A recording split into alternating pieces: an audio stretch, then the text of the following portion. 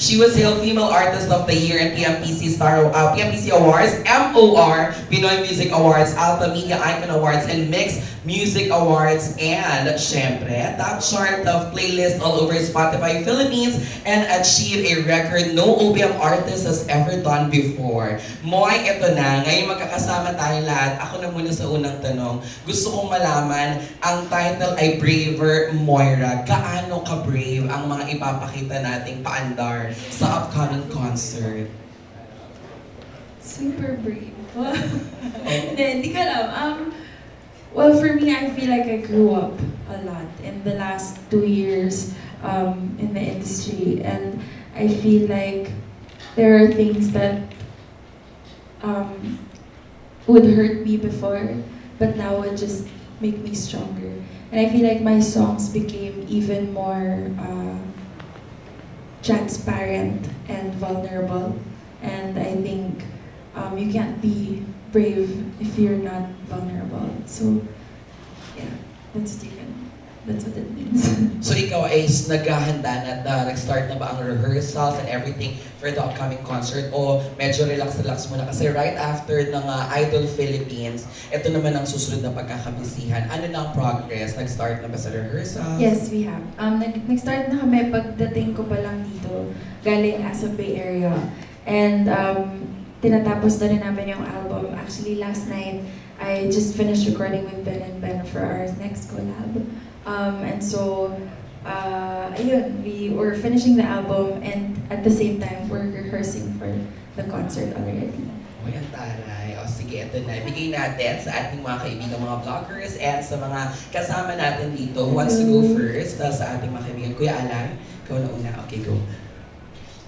Tanong ko lang, paano nag-start yung title na Braver dito sa concert? And why Braver? Gaano naka-brave yung pinagdaanan mo after all ng mga difficulties and then you're here now? Actually po, bago pa ako dumaan sa lahat ng yun, working title na talaga yung Braver for my next album. Kasi yung Malaya po, part po siya ng 4-part album na yung Malaya Autumn. Itong Braver or Paalam album is the winter album. Which means na, you know, pag nagpalaya kayo yung accepting na you have to let go of certain things to enter into the next season. And now we're in the next season. And winter is that season na yung gustong-gusto mong lumabas, gustong-gusto mong tumakbo pero malamig sa labas. Yung Imagine a Cabin. Ito yung na-imagine ko po nung sinusulat ko yung buong Braver album. Na-feel ko na parang may season na stuck ako. Na gustuhin ko man gumawa ng sobrang daming bagay, I still had to prepare my heart for everything. And so, ito yung time after na magpalaya ka na kailangan mong panindigan kung ano yung pinalaya mo and kung ano yung gusto mong marating after. So, that's why it's Braver. Moira, ano yung nagpa-brave sa'yo dito sa industry? Yung time na bago ka nagsimula, sa dami ng pinagdaanan mo, di ba? Before you reach this success, ano yung nagpa-brave sa career mo at sa'yo? I think first of all is the waiting. Yung paniniwala na may maganda pa ring plano ang Panginoon sa'yo kahit walang nangyayari. Because aside from my 2 years or 3 years that my name started becoming more familiar, there was another 8 years or 9 years that there wasn't anything, nothing was happening for me. Pero nasa cornerstone na po ako, sumali na ako ng The Voice, nagkaroon na ako ng album, pero parang walang nangyayari. I think it was all the rejection and that drive to keep going despite of. And then after nun, pagpasok ko naman, from underrated, naging overrated. From di kilala, naging bashed. So, ang dami pong transition, but I think what makes me brave is the fact that I'm still going, despite of. Yeah. Nasabaybayan namin yung last year na concert mo sa Kia Theater at that time, di ba? Ano na yung, kumbaga, how do you compare this journey, itong concert na to, compare nung last year? Mas ibang Moira ba yung makikita rito? Or same pa din, mas madadagdagan lang? I think it's a little different this time around. I still have my solemn songs. Nagsulat pa rin po ako ng solemn songs. Pero ngayon, mas folky na siya. Mas gigil. mas, yung tipong parang batang maraming natutunan. Yun po yung next album ko. It's a compilation of songs of the lessons that I learned in the last 2 years. Last na lang, after yung Idol Philippines, di ba? Ikaw ba personal choice mo rin yung first Idol Philippines ano pangalan niya? Stephanie, oo. Or parang may iba ka na ibang binebet na hindi nanalo? Well, actually po, pagdating ng top 5, parang wala na akong bet. Parang, lahat sila bet ko na. Parang wala na ako, kung sino man manalo sa kanilang 5, okay na sa akin. Kasi iba-iba sila eh. Parang hindi mo sila makumpara sa isa't isa. So at that point, it was really just the performances. But whoever won, they were all deserving. Last na lang, after that, Idol Philippines, all that tapos na yun, di ba? Pero, are you aware na during the judging time, parang marami yatang nagre-react sa'yo, na parang ang taas daw yata ng standard mo, parang, di ba parang may mga gano'n, nababash ka minsan na, bakit gano'n, parang masyado yatang mataas yung standard mo. Anong masasabi mo dun sa mga babash na yun, or yung mga nagko-comment sa'yo? Well, I think we're all entitled to our own opinions. That's their opinion. And also, it's really timing also. So, naiintindihan ko po yung, kasi ako, aminado ako, I'm not the greatest performer, but I'm a great storyteller. And so, there's a difference. So, it's the connection. So, nung dun sa live, minsan hindi siya nakukuha sa kung anong napapanood on TV. And so, I will stand by what my opinions were. But, yeah, I think they're all entitled to that and I respect them, even if they don't respect me back. Thank you. O, diba talagang braver na yung mga sagutan, kuya? Gusto mo naman. Diba nga? Ito, susunod from Random Republica naman, Ate Kate at the Heart. Moira, Hi, in terms Ate of Kate. the lineup, who will be your guests and ano yung magiging overall feel? Medyo emo pa rin ba like the last time? Kasi winter feels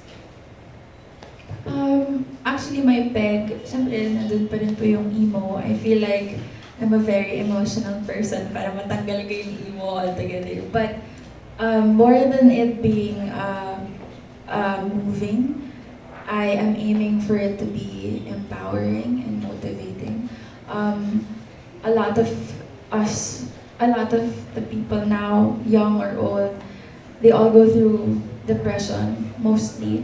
And a lot of people, hindi po sila aware na yun na pala yung pinagdadaanan nila, like I was before.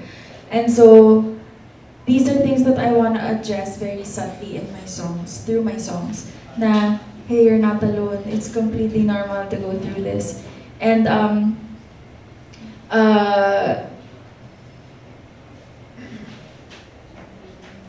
so yeah, I feel like from a moving concert in Tagpuan, I want this to be empowering. Who are your guests?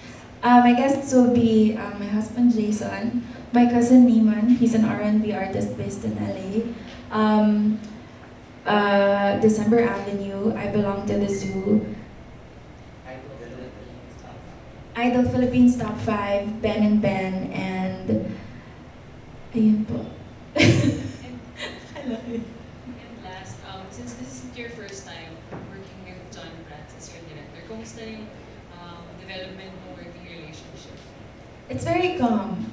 It's very calm. It's really like working with family. Iba po kasi parang ang dami mong mahahanap na magaling, pero hindi madaling humanap ng loyal, ng kalma yung puso mo. And so, Kuya Piatti, he knows my heart and I know his. And so, it's very smooth working with him. Thank you. Thank you so much. Susunod ang magtatanong mula naman sa Kapamilya Kingdom. Ayan. Hello Moira.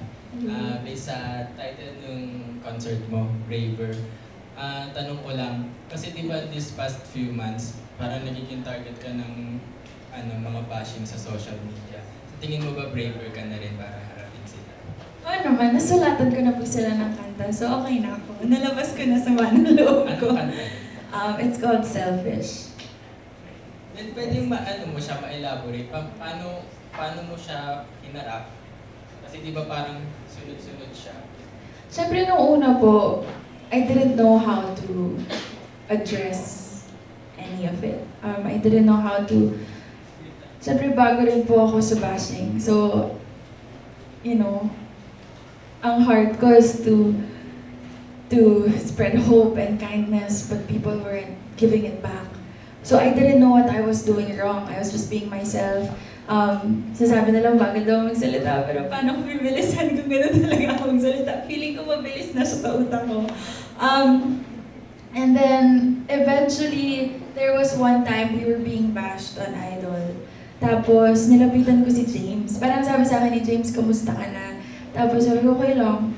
Ikaw, paano mo hinaharap yung bashing natin? Tapos sabi niya, huh? Sabi ko, hindi ko alam. Sabi niya, hindi ko nag-check eh. Tapos parang nakita ko na saya-saya niya. Tapos sabi ko, alam mo, parang magkikebs na rin ako. So natutunan ko during my Idol Philippines yung word na kebs. And ayun, so James taught me that. Mama Reg also taught me to really not care. She told me a lot of things nung bata pa siya daw. Sinasabi daw sa kanya, hindi daw siya sisikat kasi pangit daw siya, hindi daw siya maganda, ganyan. Wala siya pakialam. Akat pa rin siya ng stage and she sang and she proved them wrong and now she's queen. And then si Ate Vice, sobrang mahal na mahal ko po si Ate Vice kasi sobrang pagtatanggol lang ginagawa niya sa akin, hindi lang sa akin pero sa marami pang iba. And she really just showed me to stand up for myself. And that's what I learned in the whole Idol experience. And that's how I'm facing bashing now. I'm Gabs. So you're claiming na you're bolder, stronger. I'm bolder and I'm stronger. Because I also realized na bakit ako magiging advocate ng, you know, being yourself and standing up for yourself if ano ba to? If na-influence ako ng mga hindi ko naman kilala to change myself just because they don't like me. So, I'm braver because I know that now I'm credible to tell somebody you don't have to change anything about yourself. You just stand up for yourself when you go. So, yeah. Thank you. Maraming salamat talaga naman. Ngayong araw na ito, lahat tayo uuwing brave. Wow, sabi na. Susunod na magtatanong. Ay, naantok din sila sa... Totoo nga. Kung may braver daw, Moira, sino ang bravest? Charig lang. Sir Jojo, kayo na po. Ay, Moira. Ano ba? Kamusta naman ang paggawa ng isang winter album sa panahon na presumably isa sa pinakamasaya sa buhay mo? Noong una po, sobrang hirap. Kasi nung dumating si Jason, aminado naman po ako na sobrang hirap na tumapos ng kanta. Kasi ang dami ko pong nasimulan na hindi ko matapos kasi parang, okay, awayin mo naman ako kasi hindi niya inaway. But then eventually, I showed him the songs, tapos tinapos po niya. And from being on my own, we became a team. And especially po, this season wasn't the happiest. It's actually the most challenging, the hardest, the craziest season I've ever been in. Di ko po akalain na yung honeymoon season ko magiging ganito. Ang dami-dami ko pong pinagdaanan and it didn't feel like the honeymoon season at all. But my husband stayed by my side the whole way. I was in and out of the hospital for 2 months. I was on house arrest. Lumalabas na po ako pag nasa Idol. And so, yung time din na yun na wala akong magawa, mag-bake. Tapos, natuto akong tumapos ng kanta. Ang dami kong natapos na libro. Nag-start ako magsulat ng sarili kong libro. And ang dami ko pong nagawa just because I was placed in a position where I didn't expect I would be in. But God grew me so much in that season. And so, masasabi ko po na hindi naging madali tapusin yung album na to. Pero ngayon tapos na namin. Di ko nga rin po inakala na si Jason nakasulat po siya ng rap song. And we are collaborating this with Sir Glock 9. And so I'm so excited because this whole Braver season, matagal na siya nasulat yung working title. Pero ngayon pong season na to, masasabi ko na nung Malaya season, nagpapalaya ako. Ngayon, nung Braver season, braver talaga.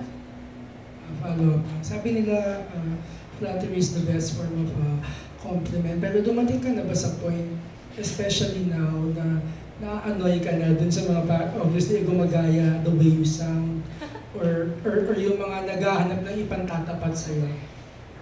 Does it get to you now na, okay, Hindi po eh. Parang, nung bata rin naman po ako, nag-start pa lang ako, ang dami ko rin nagagaya na hindi ako aware.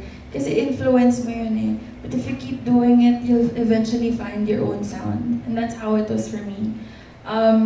In terms naman of yung tatapat sa akin, wala po talagang sign ng competition sa dugo ko, sa The Voice nga po. Battle rounds pa lang, pagod na pagod ako. Kaya nga po nag-judge na lang ako kasi ako talagang mag-compete. But another phase of Braver, more than, alam mo yun, yung paninindigan mo yung mga ginagawa mo, paninindigan mo yung mga decision mo, and rising up above your insecurities. Another message I want to say through my concert and through my album is that there's room for everyone.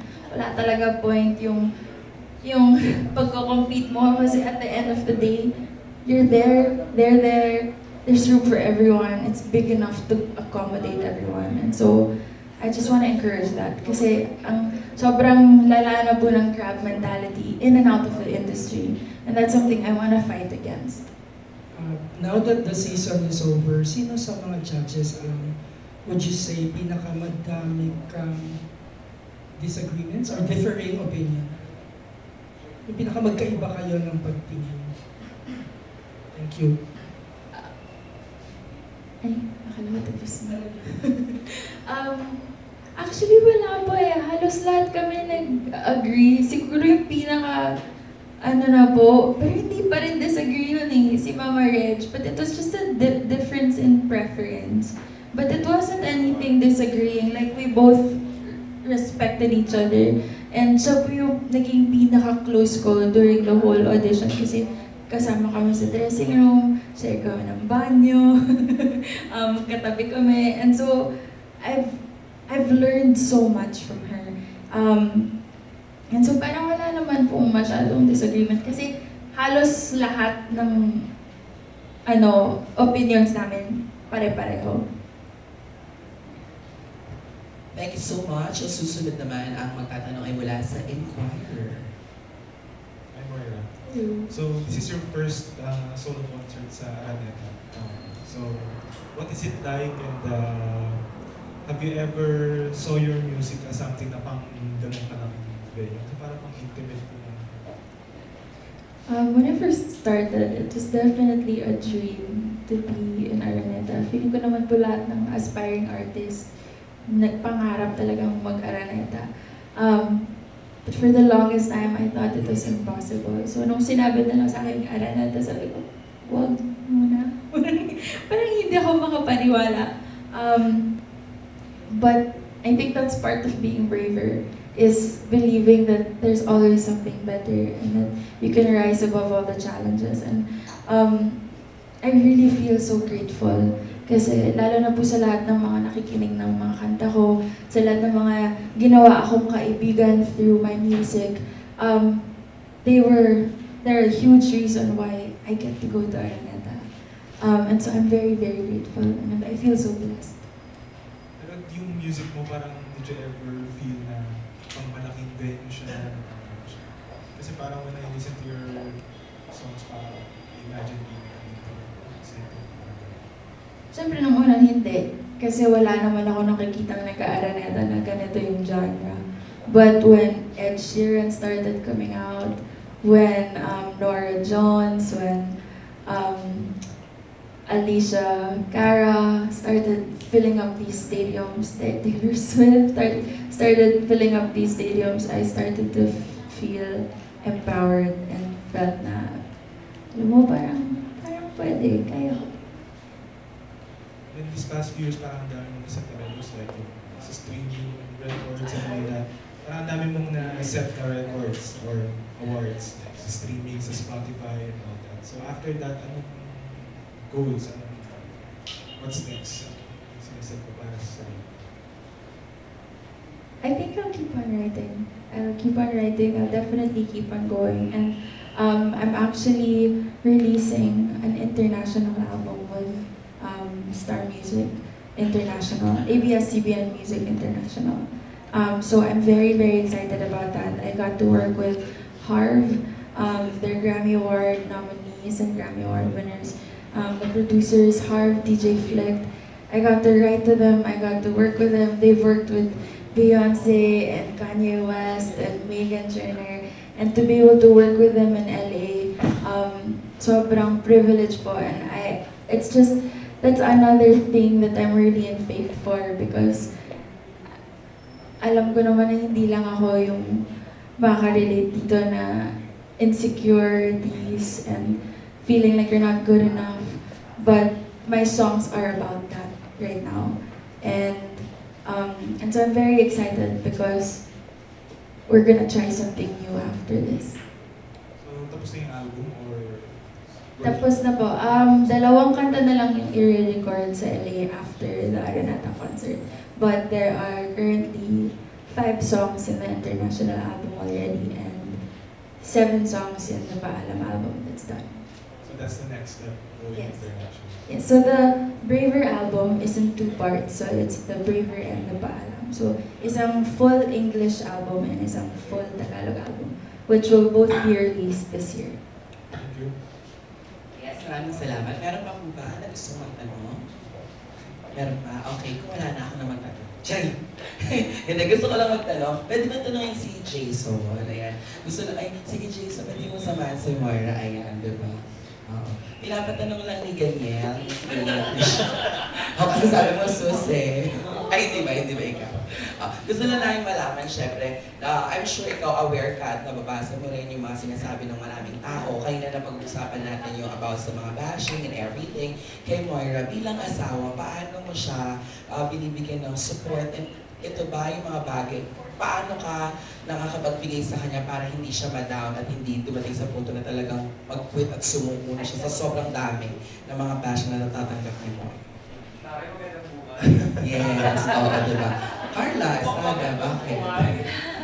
Siyempre po, initial reaction as a husband, as a guy, is gusto mong awayin yung mga bashers. And then eventually, wisdom kicks in and then you realize that the best way to protect your wife is to actually huwag pumatol.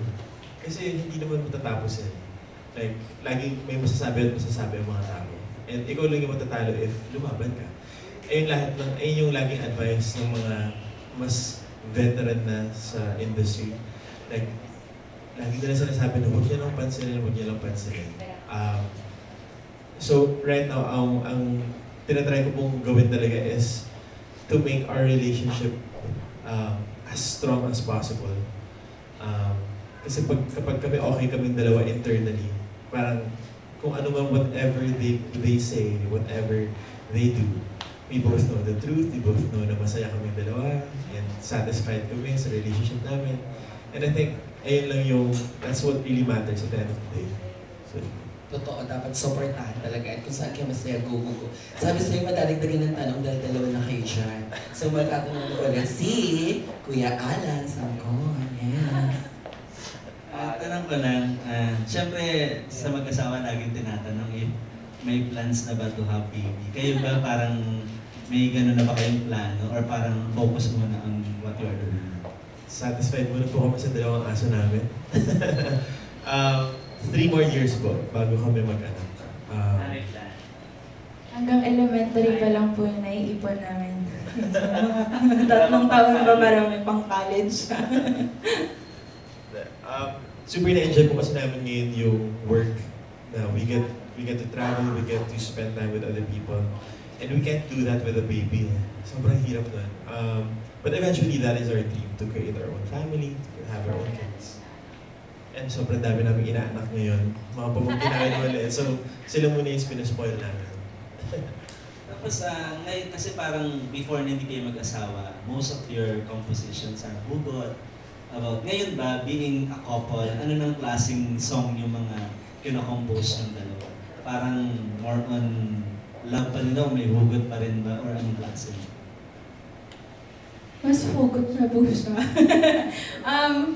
Actually, we both bank on experiences from before and experiences of other people who are close to us. And so, yung mga hugot ko pong natatapos din niya. And, but with Jason, it became more hopeful.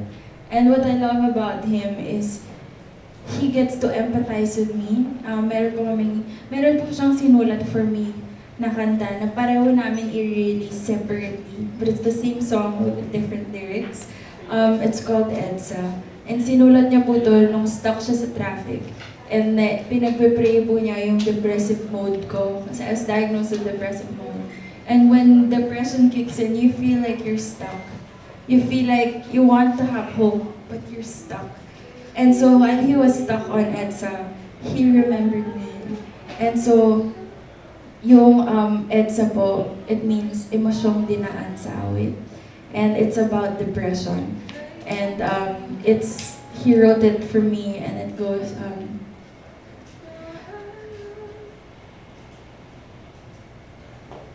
paano lumaban kung suko ka na? May nagmumulto. Mute. Ayan. Paano lumaban kung suko ka na? Paano umibig kung ayaw mo na? Ika'y nanatili sa aking tabi at pinaalala mo sa akin, andito ka pa rin. Bibili ka It's a little more hopeful. Bibili kami. Thank you, Lasalan. May kakaiba, kapag para daw may iba yung concert, makikita ka rin bang more than singing? Sasayaw ka naman daw para maiba yung... Sa opening daw ba mo, ay nakatanga ka na daw? Mag-white shirt love po. Ah, Joke lang, hindi. Parang hindi ba po? Pwede na But daw I will mag-change. be playing my instruments again. For a long time po kasi tumigil ako kasi na-insecure ako. I felt like I wasn't good enough. So I stopped playing the guitar. But now I'm gonna bring it back. So, Thank you. salamat Congrats. po. Parang aabutin tayo ng shopping dahil maraming gustong magtanong. Oo, di ba? Miss Kate. Habang ka lang, reaction kasi well-received yung song na pinopost niya for your wedding. Ikaw ano sa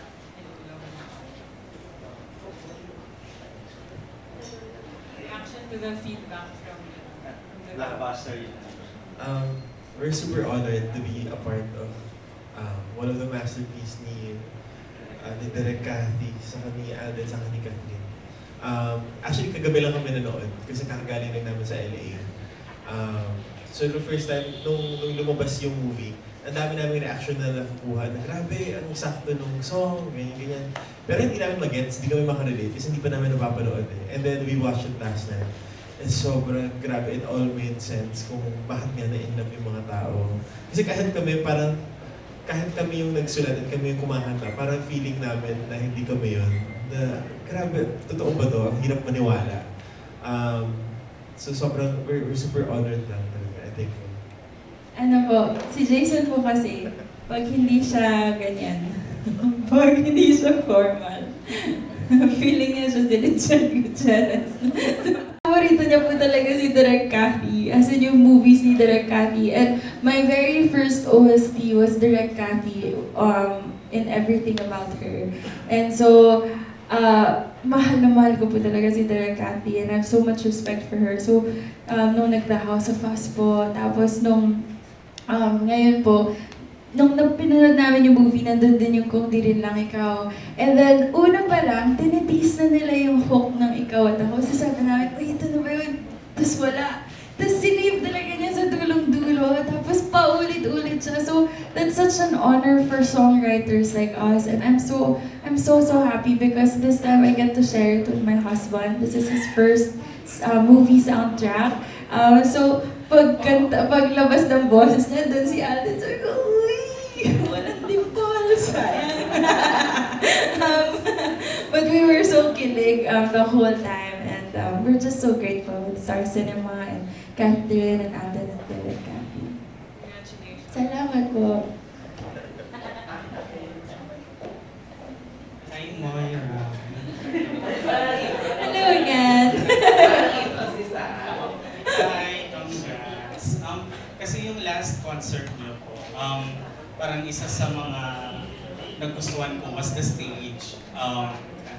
Yung design, yung set design and all. For your concert, saan mo kami dadalhin in terms of stage production? Sa gubat po. Kung dati sa park ngayon sa gubat. Yeah, it's actually kind of the same. It's the season that's gonna change. So I'm gonna bring you guys to the forest. The set design will be by Daddy Manuel. And so we're very excited for that. It's basically kung ang nagkalat po nung sa Kia was mga dahon, patay. Dito po, it's gonna be snow. So it's not gonna be a winter wonderland Christmas theme, but it will be themed as a cold season where you feel stuck. Yeah. May spoken poetry din ba ulit? Aasahan. Surprise na lang. And, yeah, we can expect that. And may alam na ba kung sino yung sasanta or ikaw or Di pa pwede mag-spoken poetry. Mantok na mga tao sa hanggang spill lang ako. We're still talking about it.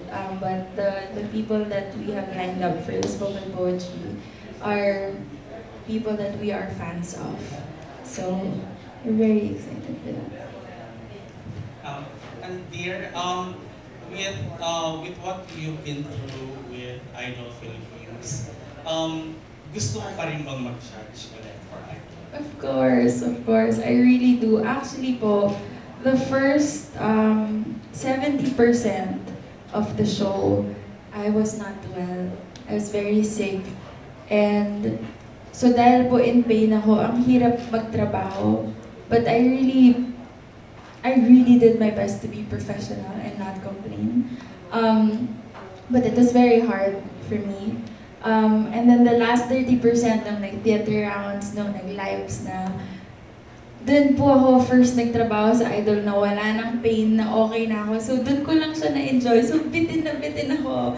And it's such an honor kasi nakwento ko po ito kay Ate Vice nung pagdating ko po sa Resorts World. Pag upo ko dun sa judges table, pagtingin ko dun sa kanan ko, dun sa may steps sa stairs, na tabi sa aisle ng mga seats. Naalala ko dun ako umuupo pag sinusuportahan ko yung mga kaibigan ko sa The Voice. Nung last ako nandun, nanood ako ng season 1 kay Kuya Mitoy. I know that my story is the way it is because God wants it to be a story of hope. And I love it because pag may natatanggal, they can look at me and say, hey, it's not the end of the journey for me. So I really love being able to speak hope and speak encouragement. A lot of times, nabash po ako kasi parang sabi nila dapat maging motivational speaker na lang ako. Pero ako kasi naiintindihan ko na kapag wala kang confidence, hindi mo mabibigay yung best mo on that stage. I know that it's a competition, but also, you want to be someone who can criticize and at the same time empower. Because I know how it feels to not be empowered and have to go on stage. And so, I really love my job as a judge, and I would love to be a judge again. Pero dear, why did you choose to keep quiet about what you've been through, maybe vacation and all? Kasi parang feeling ko, parang lumala yung bashing, kasi hindi nila naiintindihan talaga. I didn't want it to be about me. I wanted it to be about the contestants. And if I made it about me, then titignan lalo nila ako. I mean, I know the attention was already on my condition, but I know that if I spoke up about it, I didn't want to complain. I wanted it to be about them because the hopefuls, they're all amazing and they deserved full attention. And so as much as possible, I wanted to stay away from stealing that attention from them. And last year, kasi anong tawag dito? Paisip ako parang kasi dear, yung Josh Lia, di ba, ikaw yung kumanta nung Perfect and all, so in a way, parang yun yung pinaka-team song nung dalawa. And during those sweet moments, you were a witness talaga nung pangyayari. Now with what happened, how do you feel? Feeling mo ba, makakanta mo pa rin yung Perfect ng ganon ka-soulful versus no? Well, Perfect is really for Jason. Never po kami naging ni Josh. Hindi din po naging kami ni Julia. It's really for Jason. So I think I can sing it with them. I can isolate pa rin naman. Yeah. Okay, dear. Thank you. Kasi naman, Alfred, may question na. Susunod. I love you. Susunod, Biggs ang tanong. Hi, Moira. Jason. Hello, Congrats. Curious naman kung ano yung reaction mo dun sa pinagtanggol ka kasi ni Vice, yung nadaan dun sa mga pinagdaan ng passion na during taping ng Idol, marami kang pain reliever na duty. Tapos, kailangan mo fixin yung sakit. Tapos, ito nga, pinabash ka. Ano yung masabi ko sa pagkatagol sa ni Vice? Siyempre, sobrang grateful po. I actually wanted to stay silent about it because yun nga, I didn't wanna steal the attention away from the hopefuls and from the show itself. But, nung ginawa niya po yun, parang nabunutan ako ng tinik na, oy, may nagtanggol sa akin. And we all will feel super grateful pag pinagtatanggol. And wala pa ako ibang nasabi. Pag nung napanood ko po yun, naiyak na lang ako and nag-message ako kay Ate Vice. Sabi ko, Ate, salamat. Tapos sabi niya, mahal na mahal kita. Sabi ko, I love you. I'm so happy that Ate Vice is in my life. And not a lot of people get to have a person like that. So, Ate Vice, I will fight for you also. Sweet one. For Jason, how do you comfort si Moira during those times na binabash siya?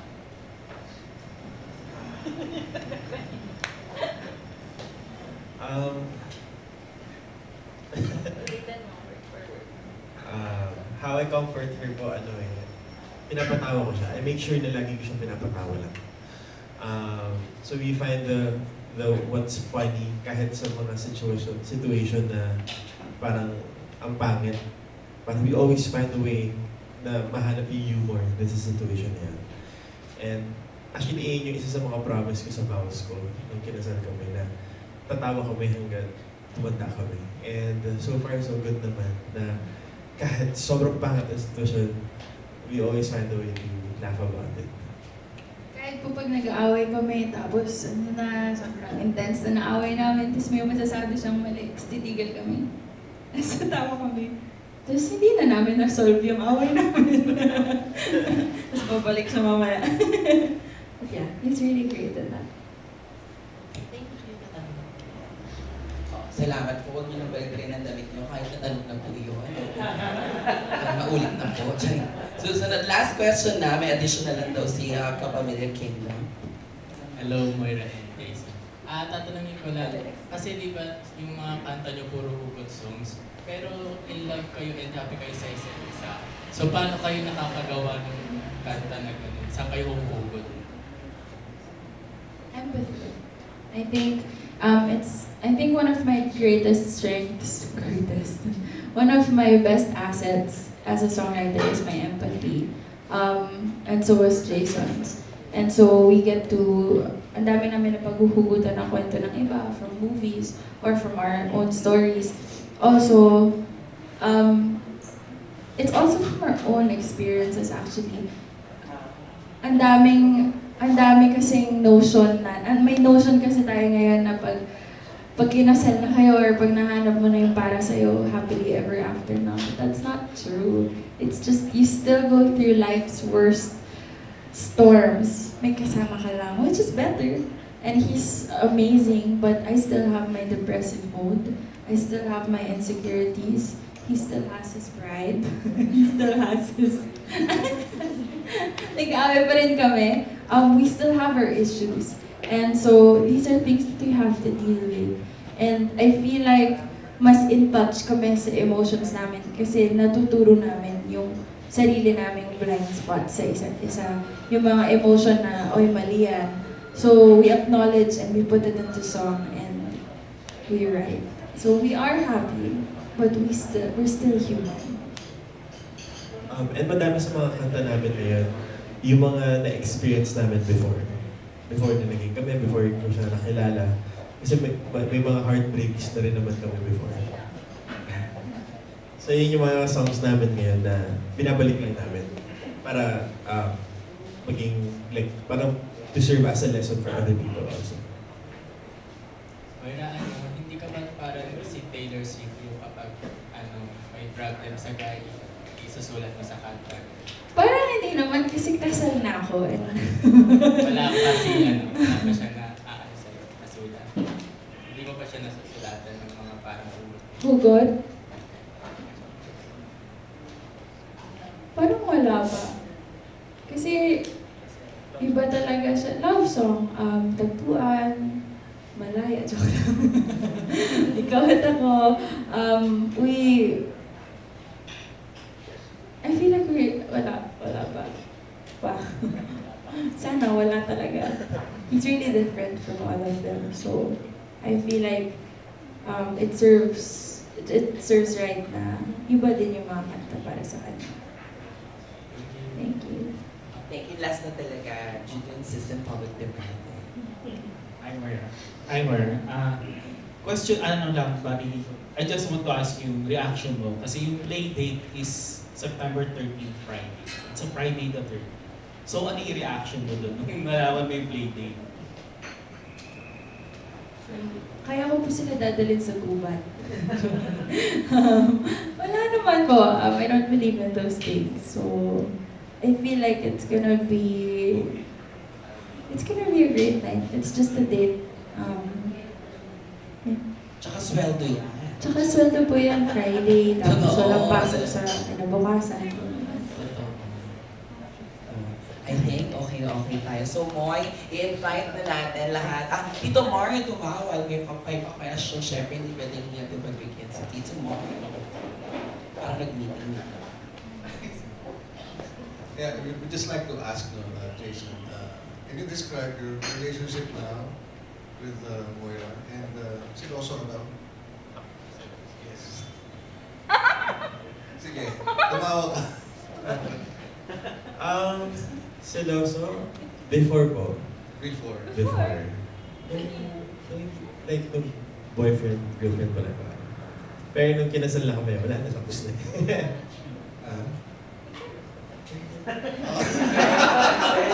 Pag sa mga, sa mga ex niya po. Really? So yung kapag before kapag nung bago pa lang kami, tapos may makita ko, ex niya, tapos magte-text, ano yan? Pero ano lang naman, group message lang or whatever. So, pero ngayon po, we've learned to really trust each other. So kaya nga, dati parang it won't sit well with me kapag meron siyang ibang ka-duet or ibang ka-acting.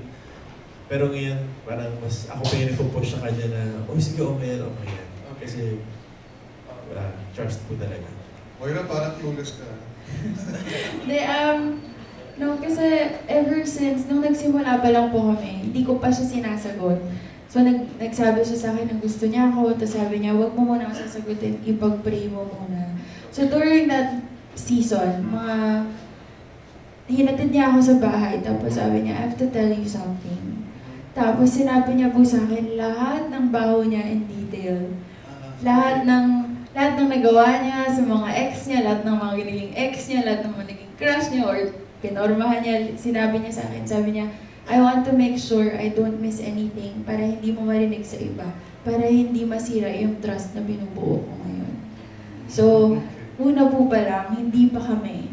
Establish niya na yung foundation namin was trust. And so, ayun, ako hindi ako nagsiselos. Hindi ako aware na nagsiselos pala siya. But yeah, I established that also. So. Okay. Nung times lang, Jason, nung nagsusuhod siya sa mga contestants sa Idol Philippines, ano reaction mo? I love you pa siya, di ba? Actually, sobrang natatawa po ako doon. Nakikiride nga po ako kasi kahit naman po ako kinilig kay Dan eh. Ganda ng boses. So, pero we're good friends po ni Dan. Like kapag kami nga lagi magkausap backstage ni Dan. Kasi ako I really believe in his music. Sobrang ganda. I'm sure na magiging maganda yung career niya, the way he writes the songs kasi, and how soulful his voice. So, ako rin po, support ako sa kanya. Thank you. My last question from Moira. How much do you love Jason? Very, very much. I think. Super much. A lot. I'm in love. Ano pa? I'm in love with you, okay? Ano magsiselos? Maraming salamat po, Thank Mar. you. Talaga naman yung iba dito parang naiiyak na yung mga puso, lalo na yung mga single dahil parang Valentine's pa ngayon. May naiyak kami, Kate. Naiyak siya kasi napanood niya talaga. Oo, Jason and Moira.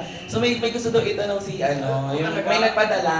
Oo, tinatanong nila kung syempre sa mga fans, tinatanong lights on or lights off. Sorry lang, hindi invite everybody.